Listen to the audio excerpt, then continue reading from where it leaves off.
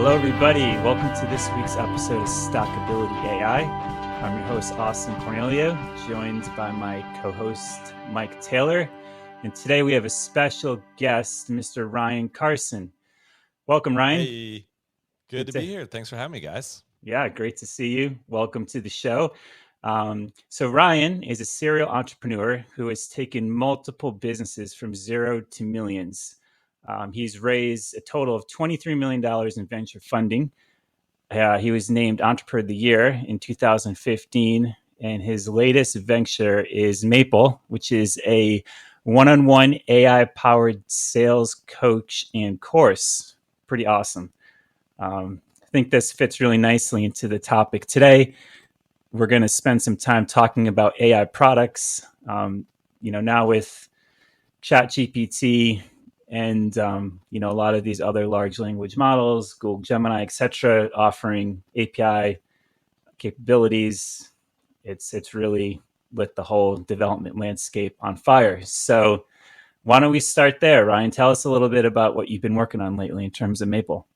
Yeah, good to be here. Fun to chat about AI. It's basically all I think about and do now. I was laughing with my wife and saying I probably chat to ChatGPT plus more than her now. To both of our I'm sure that went over well. Yeah, made the merit stronger. That's for sure.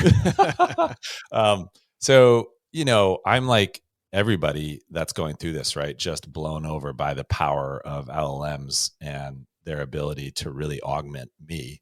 And so I went the traditional tech CEO founder path, starting computer science, built companies, sold companies, and then AI hit. And I realized, wow, I want to ride the wave instead of get crushed by it. So I hadn't shipped code since I think like 2007. Wow. I had hired engineers and VP of engineers and CTOs. And I thought, you know what? I want to ship code. I want to build an app. I want to really get my hands dirty.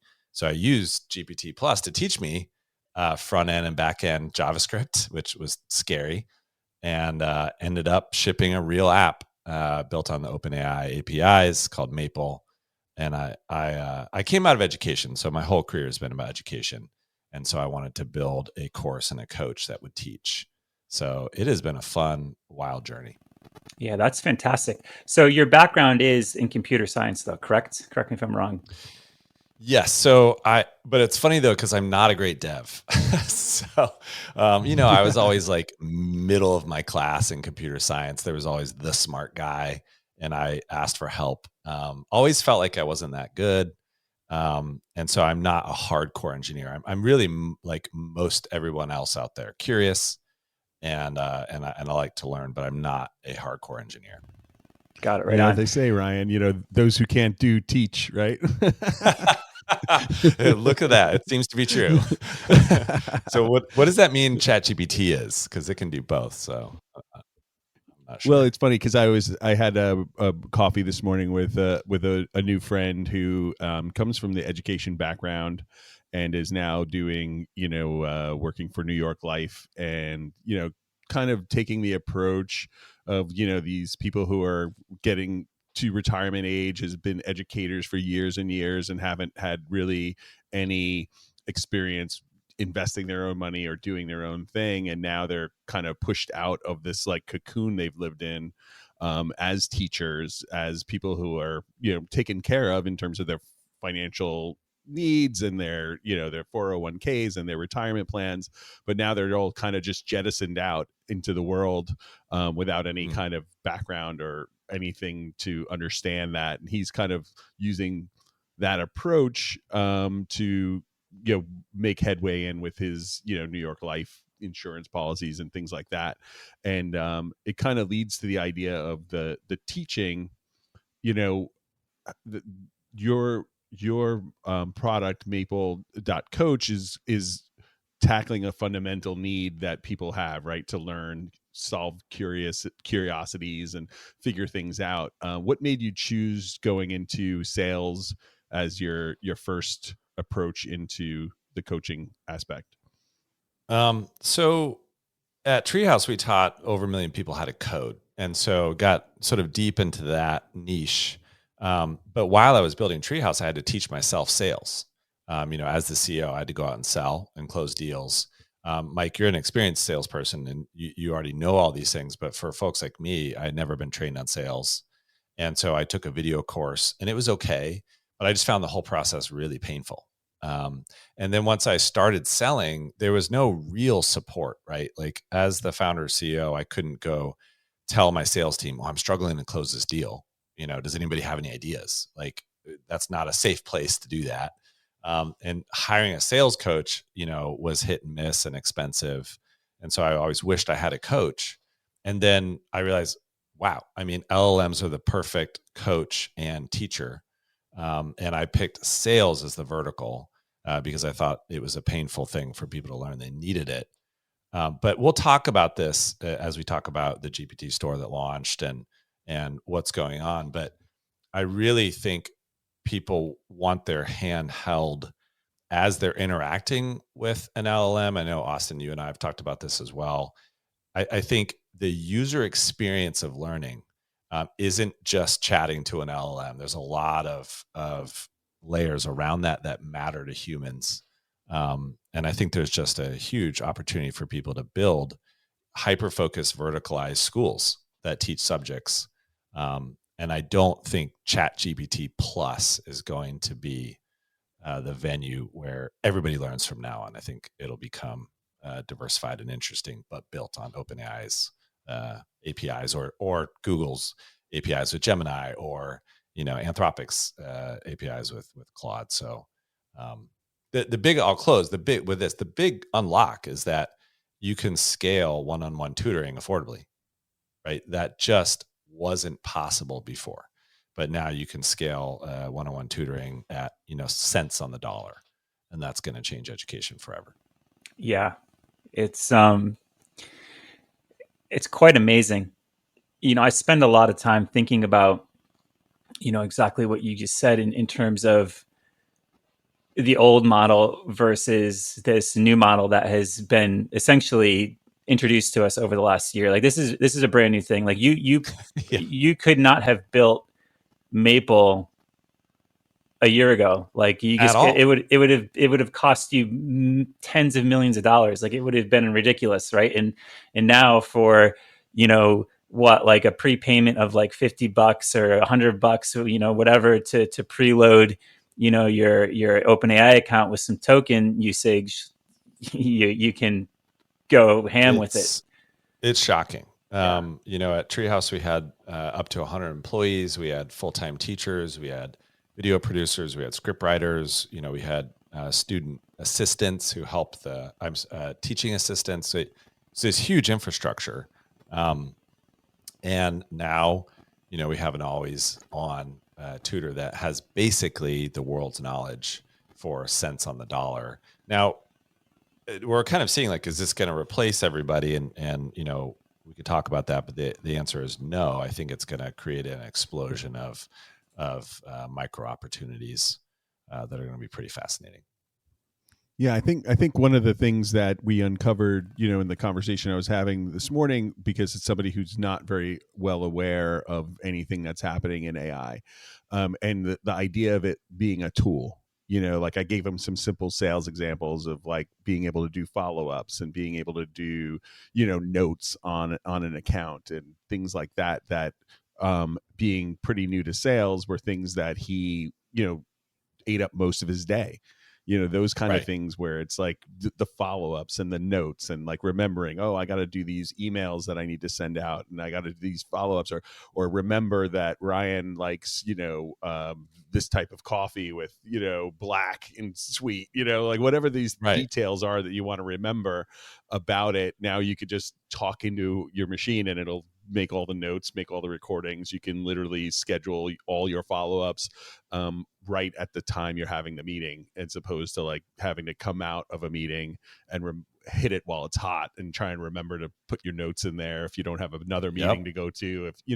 So like from just a perspective of the sale, a perspective of the actual block and tackle sales, which is what I refer to as just the nuts and bolts of it, those notes and the contacts and the updates and the follow-ups, like that stuff is now Yep. completely can be automated, and I know. that's a big difference.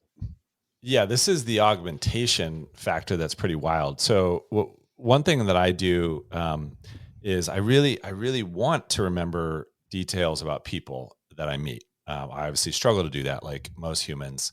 And so sometimes if I know that for instance, where I live, I have a little file on my phone, and whenever I meet someone, I write down their name and like a little bit about them. And then when I see them walking towards me in the street, I'll think, oh yeah, okay, I wrote down their name. I'll quickly pull up the Apple Note, try to find it, like male woman. Okay. Her name is Linda. Okay. Yeah. And then I can say, hey, Linda, nice to see you. Um, I think this kind of augmentation is going to happen pretty quick when the next iPhone comes out. My gut instinct is that we're going to see, and we should probably talk about the rabbit and what happened with that. But we're going to see devices um, become aware of what you're doing, and then ask you if you want to remember things, and then bring things up at strategic moments, right? So what I would love to happen is, and this is going to bring up all sorts of privacy problems, is since my iPhone is already listening to me anyway, I would like to give it Right. permission to store that locally and listen to everything that's being said around me. And then it should know at the end of a conversation, it should like make a little noise, or I should be able to say, hey Siri, um, can you summarize that conversation for me and just remember it? Um, and then next time you see me walking towards that person, like highlight 3 things from that conversation, and it will whisper, in my ear, or say something about it. Like, that's the kind of augmentation that we all want as humans. Yeah, my wife and I, when we lived in Mexico, we had a shared note, and every time we went into a place, and we'd write down the Yeah. name of the restaurant or the bar, and bartender is this, waitress is this, and and then when we were going back to that place, we would just take a casual glance at it and remember who everybody was, and kind of a little bit about them, like you said. And I would it really resonates with people, when you remember those things, and to leave it to my brain, which can't quite parse all that information out. Having that little tool, that little note, was hugely beneficial, and creating like better relationships, because whether or not I think fondly of that person, by me remembering their name, or remembering something to ask about their mom, or to things, now kind of shows that my intent to them is to be have a relationship, and I think that like those kind of things are important signals, and I think I like what you're saying about that.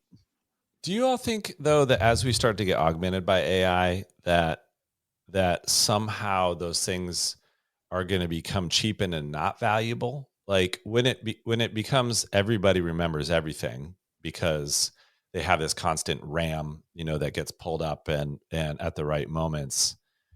Will we still feel good about remembering Linda's name and the fact that she has a bulldog that's sick right now? I think so, but how do you feel about that? Yeah, that's a good question. I'm glad you brought that up. There's definitely like a commoditization, if you will, that happens across the board with this sort of thing, because like now I'm taking something that I have to spend a lot of effort in, and I have to want to do it. I want to remember your name. I want to remember pieces of our last interaction with each other that will benefit me for whatever reasons in the future. And I want it to be easy. But when that becomes automatic and easy, does it become so invaluable that it's like not that big of a deal anymore? So I don't know. I think that's a really good thing to highlight and keep an eye on. I also think that plays into a very similar thing across the board for lots of different product functionalities, because now it's so easy to build stuff. And I could have an idea, someone a million miles away could have the same idea, we could build it, you could have 20 people building the same thing. But now what is that differentiator? Like, there has to be something that makes your products like really valuable, and what is that, right? So Yeah. that's where I come to the psychology and the user experience and the value. So I think like everybody says, hey, you have to build something that has a lot of value. Value trumps everything for sure. I'm not arguing that, but value is becoming kind of cheap right now because Yeah. of this whole thing. So Yeah. it's a very hard nut to crack, especially amongst people like us. I would consider us like indie app developers, mostly. You've built an AI product. I'm in the process of shipping my own AI product, and each time OpenAI has a release, I'm like, well, like, well, what does that mean for me? Like, in that, there's been countless articles written on this whole topic, and Yep. if you read a lot of opinions from venture funds and investors, they're like the opinion is like, don't do it, right? Which is See, also I've not very I've helpful. It's kind of bullshit, no, right? I fundamentally disagree with that. I do So, too. and we have to remember that venture capitalists are selling money. So, that's their job, right? So you know, they're obviously trying to defend that position that people need money to do big things. So here's kind of my journey, right? So DropSend, my first company, was bootstrapped. We scaled that to 250 grand in revenue a year, and then that was acquired. Then Carsonified was my second company, scaled that to $1 million a year in revenue. That was bootstrapped. And then Treehouse was my third company. We bootstrapped it actually, and then took venture, scaled that to 10 million. But what's fascinating is that, like you said, we're indie app developers, and there's millions of us now, and there's going to be hundreds of millions of us in the future. And the reason why I think that's sustainable and actually good is because if you're a one person company, all you need to do is pick a problem that you are passionate about, that you deeply understand, that you want to solve, use AI to help you solve it, build the solution. And at $10 a month, if you choose a SaaS model, you could make $15,000 a year, a month, with just 1,500 customers in the whole world. Like just 1,500 people among 8 billion people that need your solution. And you've built a very, very good income for you and your family, right? And so I think the micro startups that are one person companies in the future are going to dominate. And there is almost an infinite amount of room for those businesses to be successful. They do not have to be $100 million businesses with 10,000, 20,000, 100,000 customers. I think that age is almost over because you could replicate. I could build Slack now, like just me. And I could charge $1 for it. What do you do if you're Slack when that happens? Yeah, exactly. Um, I think that's where the term niching down is really more critical than ever. But it really helps to look at it in the lens that you just described it. There's so many opportunities and there's so many different things that people do. But if you go to the next level, you're going to find like a subset that are into doing the certain thing a certain way, or they have like a specific need because maybe they're, where they're located in the world, or there's all Right. these different variables. So now I think it used to be really hard to build software. It used to be very expensive to build software, but now I think you're taking the effort and you're really shifting it over to the strategic part, which was always important, but now it's even more important because you have to Right. like really, really zone in hard and like niche down until like it hurts essentially. And that's kind of Yep. like what I've learned. Um, so yeah. I'd like to say one thing, going back to your point, Ryan, about the commoditization of some of these things, and like right now, everybody could have a notepad and keep track of everybody's names and things. And the reason why I do it, the reason why you did it, is because we're a certain type of person that values that kind of interaction and thinks it's worth 2 minutes at the end of a night. My wife and I would sit there and go through the names of people. We'd be laying in bed, be like, okay, so we met Ryan and we met Austin, and we, and Ryan's the one with the dog, and like we would just kind of verbalize it to kind of reinforce it. But I mean, that doesn't mean that everybody values that, right? And so I think that whether or not there's going to be a million of the products that are the same, I think that's what we're going to get to. We already kind of get to. I'm curious to see when we talk a little bit more about the Chat GPT store, like how much overlap there is on these products, and like what are the differentiators and what makes them work best for each individual. And I think that we're going to get to a point now, especially with this, this technology, where you can have a conversation and say, this is my approach to things.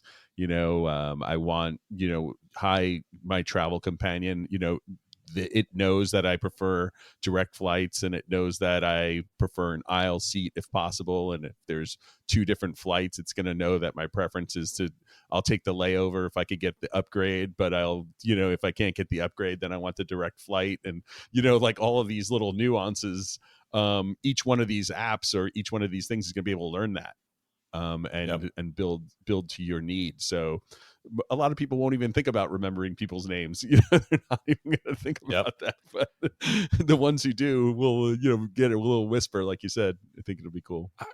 I think though, but what's interesting is we keep saying this, but we're all super early adopters, right? And most people that we interact with in the outside world, quote unquote, I mean, they don't even really use ChatGPT, right? And so I think there's this golden period, right, that anyone listening to this podcast is going to be able to participate in, which is a period of plenty where you can leverage AI tools and 10x your effectiveness and your output before the world really understands what's going on, right? And what I mean by that is, for instance, you might be able to wear the new Meta glasses, which have audio output, and you can listen to music quietly because it directs it down to your ear. I can imagine a reality where there's a simple plug-in app for that is a memory tool that whispers things into your ears when you want to hear them to remind you, right? And you'll have that super ability for a period of a couple of years, maybe 5 years, before the real world even knows what's going on. And I think that's an opportunity that everybody should take. Like, if the tech is here and it's affordable and you understand it, take advantage of it and augment yourself. Yeah, I mean, you can go out and buy those Ray-Ban glasses right now. I was walking to the subway yesterday. I was coming home from the dentist, and there it was, Ray-Ban sunglasses with like the exploded view of this super small like micro camera, and I'm like, yep, I think you can probably get them for like a couple $100. I don't think so. they're that expensive. So good yeah, points. and they don't have the stigma of the Google Glass like it did when it first came out. It was so like, yeah, so much like, you're recording me, and there was like, it's funny because there's like this part of the culture that's vehemently, trying to protect their privacy while also giving up their privacy. There's this kind of illusion that people still kind of live under, that they're not constantly on camera, that they're not constantly being recorded, that they're not, like, they still have this delusion that they're not, that we're not completely surveilled, already. Right. And, so you see them, it'll be like, oh, I don't like that because then it knows what I'm doing. It's like, it already knows. It already knows. It already knows. It's already listening. You click the I agree. And it's like, yeah. It's so that was going to be like my next thought, right? We've talked a lot about really privacy here, and whether you accept it or not. Like, this isn't a new problem. If you use the internet, you're getting recorded. Everything that you do, unless you're like very explicit about it, which is a very small percentage of the population. Using VPNs, being secure, like really knowing what you're agreeing to. Like, let's just say nobody does that. So, but now I think it's going to be an interesting thing to see, because it's going to be more obvious when the general public becomes aware of a set of glasses that have a camera in them, because they're going to know, because they're going to be paying. They're good. They can see, they have eyeballs, right? They can read the advertisement. So I'm curious to see how society reacts, even though like this isn't really necessarily a new thing. It's way more prevalent and in your face. What do you guys think about that? I don't know.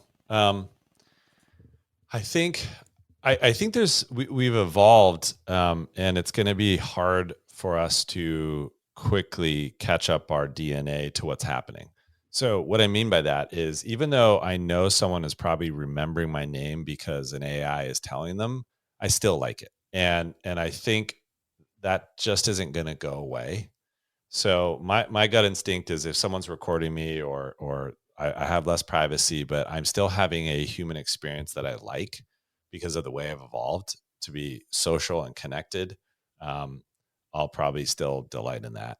Um, and the great sort of um, uh, acceptance that I'm not really having any privacy, I think is already passed. I think people have gotten over that, and we're now in a world where we just accept it. Yeah, I think about the Orwellian idea of what privacy was. I recently went back and reread 1984 because sometimes it feels like, oh Oh my wow. gosh, like what are we doing? Like where is this all going, and why are we continuing down this path? And the one thing that is starkly different about Orwell's view of the world was how important privacy was um, then. Like his idea of being invaded was really through what we currently already have and accept as being surveilled constantly. Whether it's our phones or our televisions or whatever it is.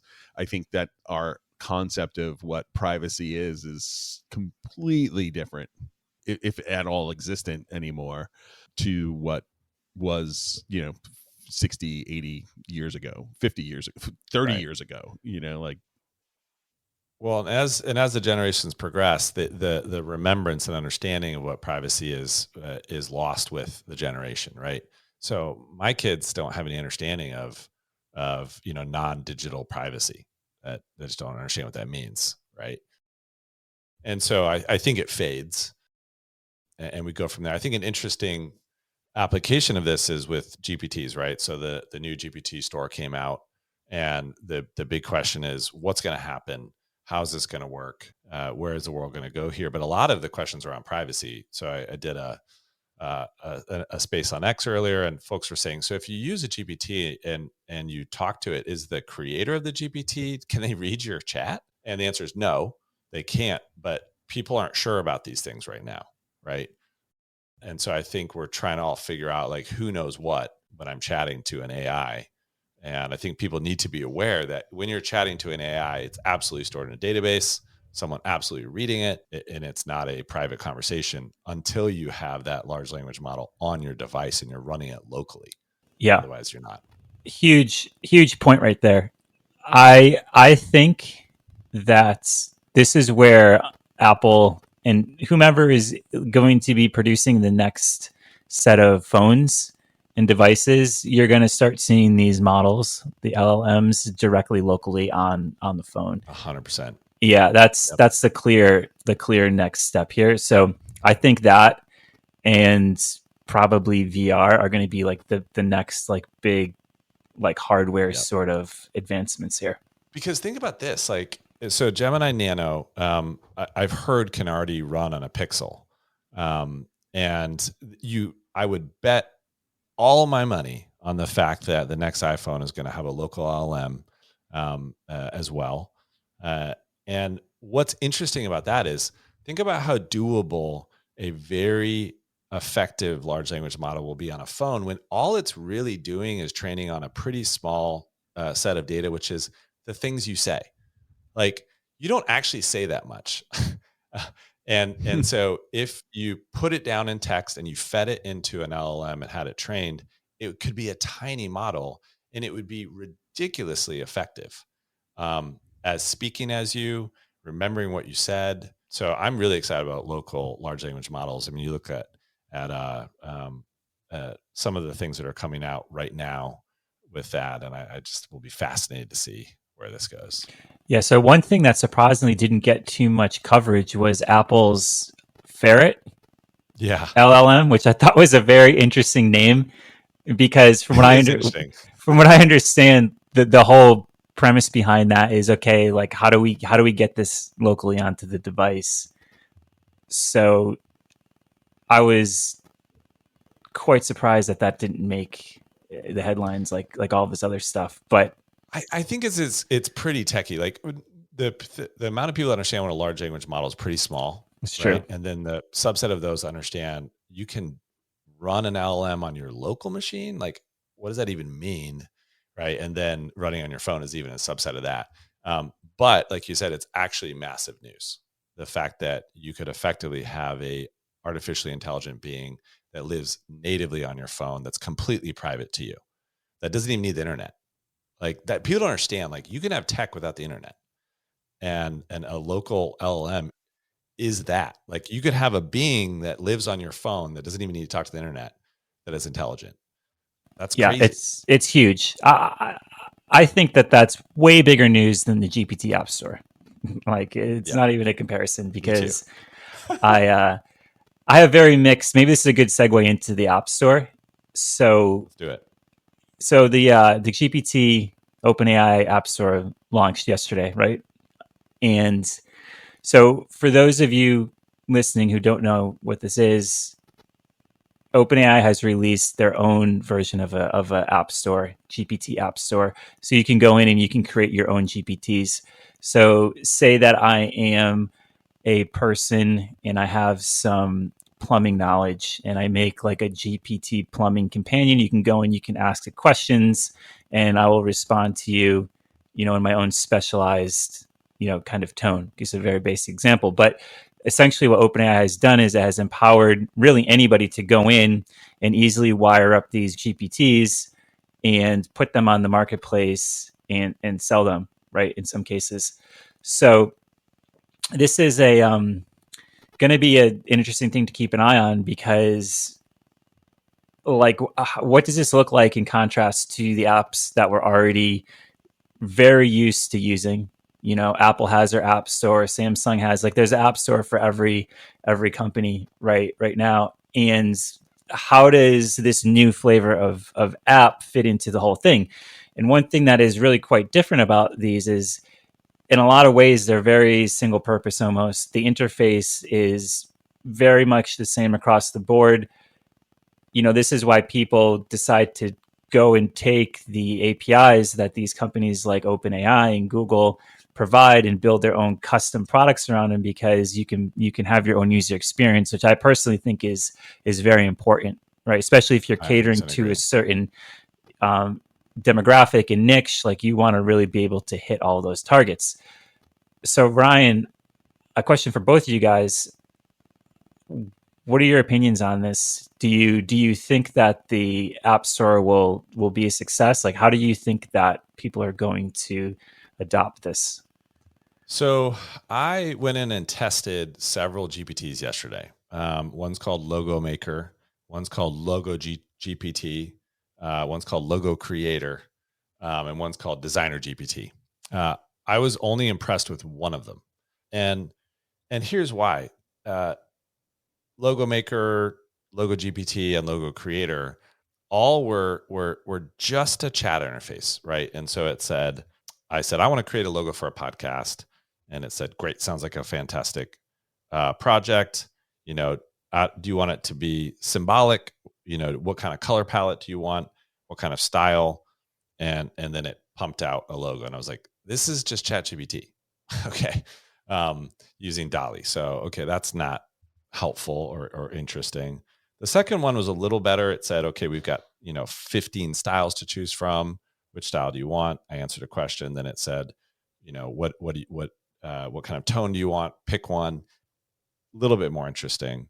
And so it was just prompt engineering, right? And I was like, this isn't magical the way that just Chat GPT Plus is magical. I don't think this is going to work. But then I used one called Designer GPT, and it actually designs and builds a web page for you. And the way it's doing it is it's using Replit. And so what it's actually doing is it's using and what's the technical name for the code tool analyzer now in GPT? I'm blanking. Advanced analyst mode. and which can write code. And basically it was using that, and then it ships it off to a Replit instance and then actually builds the web page for you and then gives you a link. And I was like, okay, now we're talking, right? This thing is actually doing something and building something. I can see how this is valuable. So So, we'll see. question for you was that so that was a free GPT included within your subscription, right? Yep. How long did it take for the Replit to respond? Like, how long was the whole round trip from, hey, I want this logo in this website, to, okay, cool, I got the prompt, I send it over to Replit, Replit sends it back. What did that whole process look like? So it said, I said, design a web page with a nature theme. And it said, I will do that for you. You know, it's going to have a navigation bar. It's going to have a main area. It's going to have a subscribe section. So they obviously prompt engineered it to say, okay, describe the solution that you're going to build. And then, you know, either I assume using an API to Replit, using functions, right? Because if people are listening, they don't quite understand what's happening here. When you build a GPT, you can either speak to it, you can use natural language to build it and say, I want to build a GPT that tells a funny joke by Ricky Gervais, you know, randomly. And then it will build that for you. Or you could say, I want to code it. I want to write the system instruction, and I want to write some functions that it calls. And I want to use these tools, right? And so what this person has done that created Designer GPT is they're using the APIs to Replit to write the code, and then it actually spins up a Replit instance and then deploys it for you. Now, that whole experience probably took 90 seconds, you know, not bad. No, So, that's not bad at all. And for those of you who don't know what we're talking about when we mention Replit, so Replit started as a way to write code in the browser. So you, instead of having what's called an IDE, an integrated development environment, you would just go to your browser, you would start writing code, you would have all your dependencies, everything right there, you know, in your browser window. So it made it super easy. But then they started to really build onto their product offering with the community. So you could post bounties. Essentially, that's being like, hey, I want this thing built, put it out to the community. And then you have this kind of like crowdsourced type of environment going on where people bid on, you know, your project. But I like this use case the most for Replit. I've used Replit in the past, you know, in the old school model when I wanted someone to do something for me for cheap. And like the thing is, it's kind of like insulting as an engineer to be on there because like you're getting something built and like people only want to pay like $50. So it's really not worth like most people's time. But this is fantastic because it does it. You take that whole problem out of the equation and you're like, hey, just have the AI do it. So they've been building AI functionality into Replit, you know, for the last, you know, probably years here, but this is a good use case. And I think highlighting the external integration here of Replit is actually probably something that you're going to have to do if you do decide to go in and build a GPT. Obviously not just Replit, but any sort of like integration that is outside of just a GPT prompt, right? Yeah. So I want to triple click on what you're saying about UI and user experience, because I think that all the arguments around the fact that it's not valid or not interesting to build a wrapper around an API like ChatGPT, for non-techie people, what I mean is like using all of the power of OpenAI to launch an app that uses that power, is because I think humans really need to be guided through an experience. And the problem with all these GPTs is you're just talking to it, and it's not guiding you. There's no steps. There's no UI. It just feels very disorienting. Yeah, and I think that's one of the things you really did a good job of building into Maple, is that, you know, if I want to learn about sales, but if you don't know anything about sales, you don't know where to start. You don't know, like, what do I need to know as to be a successful salesperson? You don't know what questions to ask. You don't even have a point of reference. So I think that you did a really good job in terms of creating an environment where it's like, okay, this is I'm talking to somebody who knows something about this process and is going to guide me through the learning process. So I think that the more hand holding that these GPTs can do instead of just being another wrapper. If they could build a wrapper that's kind of a guided tour, and you could skip that one, that doesn't apply to my business, this one applies to my business, a little bit of customization. I think that there's, that's where the successful GPTs and the successful things will come. When Austin and I started talking about this, when Chat GPT was launched and it became a big thing, I just started keeping bookmarks of like all the AP, the AI tools I found, and the list became immediately ridiculously overwhelming, hard to organize. Like all of a sudden I have like tabs under tabs under tabs, and then it's like when now I can't even find what I was looking for, and I'm like, okay, which category did I put that one? Oh, that's sales process, let me go to that one. And then you go to it and It's like the company's out of business or they're gone, or it's just so I feel like there's like with the GPT store, if there's got to be a curated process to it. There's got to be upticks and downticks and things, a way to filter through the noise, because there's so much noise. Like you rattled off 5 logo makers. There's 200 and of there's them, thousands. We want curation and we want editorialized content. Like as humans, we actually deeply value that, right? And thank you for your compliments on Maple. The reason why I built it the way I did is because we taught 1 million people how to code at Treehouse, and every single one of those students could have gone to YouTube and bumbled their way through and figure out how to code, right? They could have Googled some stuff and wandered around the internet. But what they came to us for, the reason why they paid us $25 a month, is so that we guided them.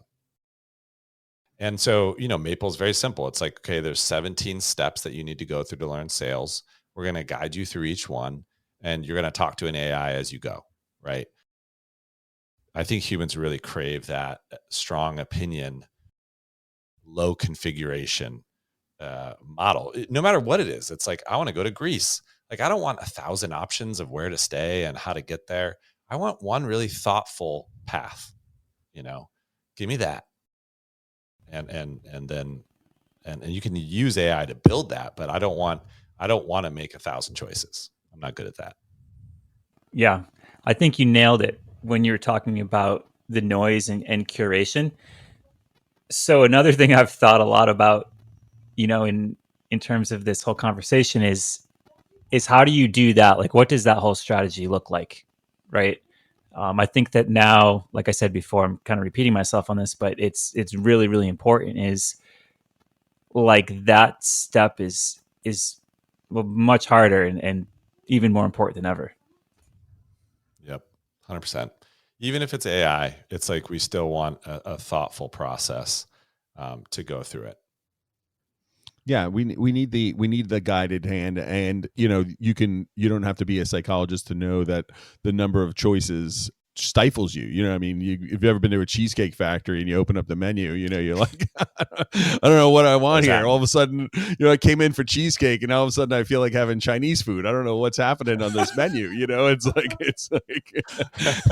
and then you mention it to your family members, and they look at you like you're crazy. We're a cheesecake factory. Why are you having Chinese food? It's like, I don't know. Why is Chinese food on the menu? It's like, because it's one of my 1,000 options.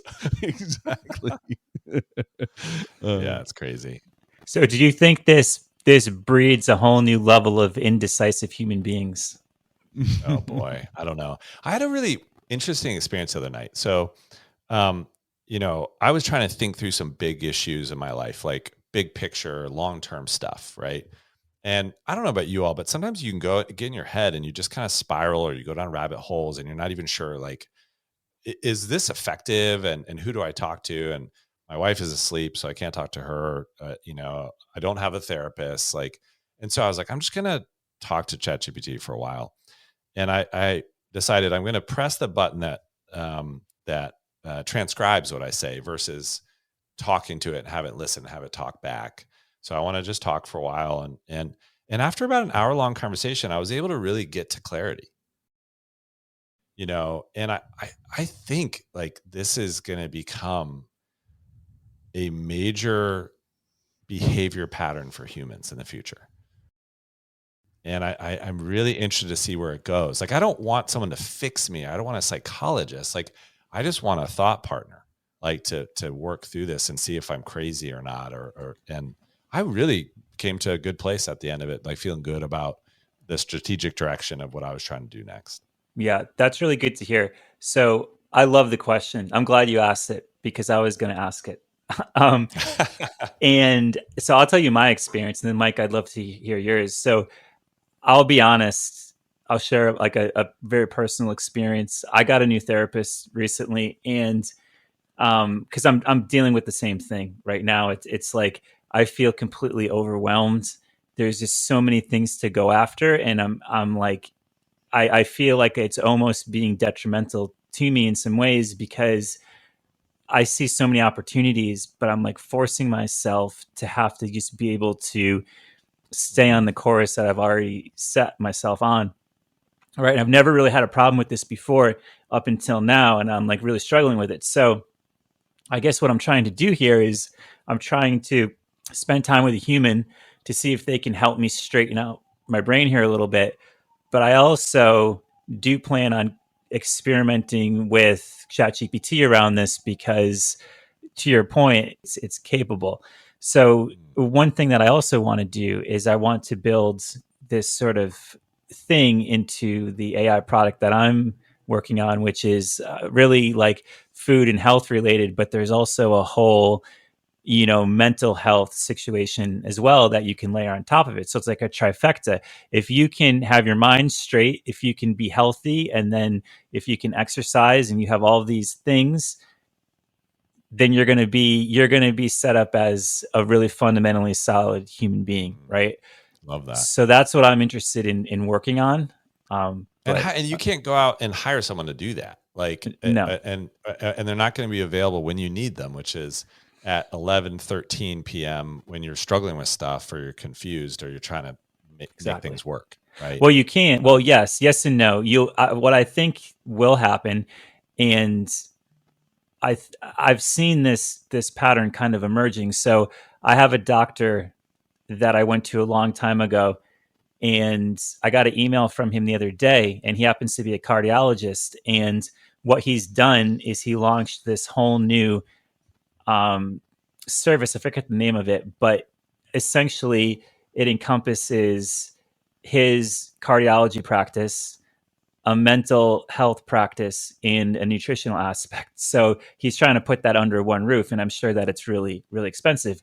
And you see, other people trying to take a stab at this.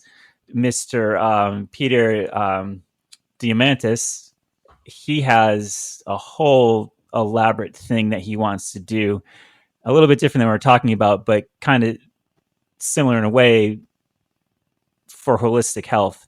So we're talking going in, scanning your whole body, getting like, I think it's like 150 gigs of data, something insane. But Wow. to your point about like, that's only going to be for a very small percentage of the population that can actually afford that. Right. So I looked into this because it would be something that I actually would be interested in doing. And for like one scan, it's something like, I think it's like 12 to 15 grand just for one scan right now. So it's Wow. really expensive. If you join, the membership's like 20 grand annually or something like that. So like that excludes like everybody, right? Yep. Obviously insurance isn't going to cover it. So, but what I'm getting at here is there's the opportunity, right? Like there's this whole, swath of people that will easily give me like $10 a month, $15 a month, whatever it is. And Right. you can't compare it to a full body scan, but if you can feel 10% better, if you can feel 15% better, I think a lot of people will take that. So Amen. A lot of this all comes together when you're talking about the personalized LLM.